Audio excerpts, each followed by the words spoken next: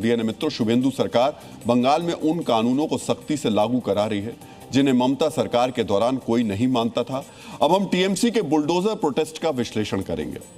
आज ममता बनर्जी ने bulldozer action के खिलाफ कार्यकर्ताओं का प्रदर्शन बुलाया था। तारीख और जगह पहले से तय थी, लेकिन इस प्रदर्शन में सिर्फ 100 कार्यकर्ता ही पहुंचे। सोचिए, इस विधानसभा चुनाव में ममता की पार्टी को करीब 2.5 करोड़ वोट पड़े हैं। पार्टी के पास लाखों कार्यकर्ता हैं। कोलकाता में टीएमसी के कार्यकर्ताओं की तादाद हजारों में है। ये वो पार्टी है जिसके कार्यकर्ताओं पर वोट के लिए हिंसा करने के आरोप भी लगते रहते हैं, इतने आक्रामक हैं। लेकिन आज के प्रदर्शन से टीएमसी के ज्यादातर कार्यकर्ता दूर ही रहे। कल ममता बनर्जी ने जीते हुए विधायकों को बुलडोजर के विरोध में सड़क पर उतारा था। वहां भी ज्यादातर विधायक प्रदर्शन में शामिल नहीं हुए। आज कार्यकर्ताओं ने भी यही काम किया, यानी लगातार 2 दिन में 2 बार दीदी की पार्टी ने शक्ति प्रदर्शन किया और दोनों बार असफल साबित हुई। कोलकाता से हमारी ये स्पेशल रिपोर्ट देखिए।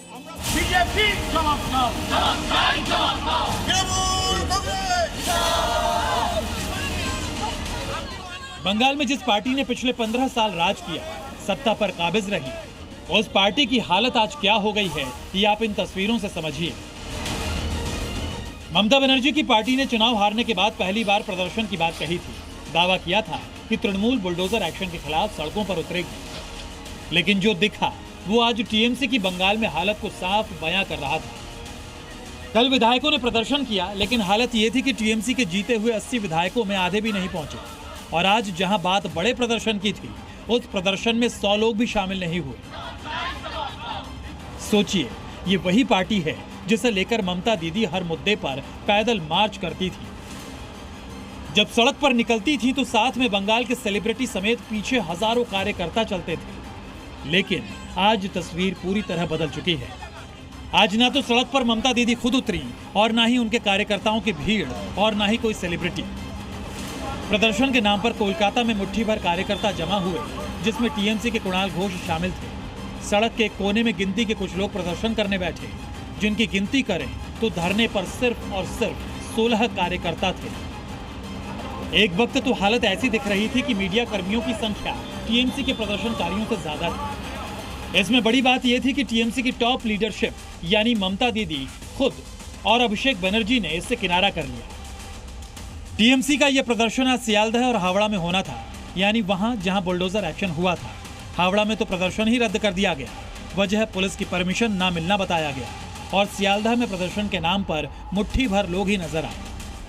हालांकि टीएमसी इस प्रदर्शन को लेकर भी पुलिस पर आरोप लगाती दिखी। पुलिस को हमने लिखा था, परमिशन मांगा था। सुबह से पुलिस का ये डिस्कशन था, स्टेज कितना होगा, कितना बड़ा होगा, ऐसे। वो लास्ट 45 मिनट्स आगे वो लोग बोल दिया कोई परमिशन नहीं होगा, इसीलिए हमको रास्ते में बैठना पड़ा। फिर हमने बोला एक डेलीगेशन स्टेशन पे जाएंगे, क्योंकि हम रेलवे को एक विकल्प प्रस्ताव देने वाला है, तो देखना पड़ेगा स्पॉट को। लेकिन पुलिस अलाउ नहीं किया, तो हम लोग कोई अशांति नहीं चाहता, इसीलिए हम फिर डीआरएम को एक फ्रेश लेटर लिखेंगे। बंगाल के चुनाव के बाद ये टीएमसी के पास पहला मौका था दिखाने का कि अब भी बंगाल में थोड़ी पकड़ उनकी है। लेकिन जिस तरह से पिछले 2 दिनों में तस्वीरें नजर आई, उसने बता दिया कि अब टीएमसी के हालात क्या हो गए हैं। ना एकजुटता दिख रही है, ना ही दबदबा। बंगाल में जो बुलडोजर व्यवस्था के खिलाफ खड़े हुए हैं, वो कानून व्यवस्था के खिलाफ खड़े हैं। ये लोग संदेश दे रहे हैं कि हम तो अतिक्रमण करेंगे, आप उसे तोड़ नहीं सकते। ये लोग चीख कर कह रहे हैं हम तो गाय काटेंगे, आप उसे रोक नहीं सकते। ये लोग कह चुके हैं हम वंदे मातरम नहीं गाएंगे, आप हमें टोक नहीं सकते। ये देश क्या ऐसे चलेगा? नहीं चलेगा। देश संविधान से चलेगा और इसके लिए आपको बदलना होगा। आपके लिए देश और देश का संविधान नहीं बदलेगा।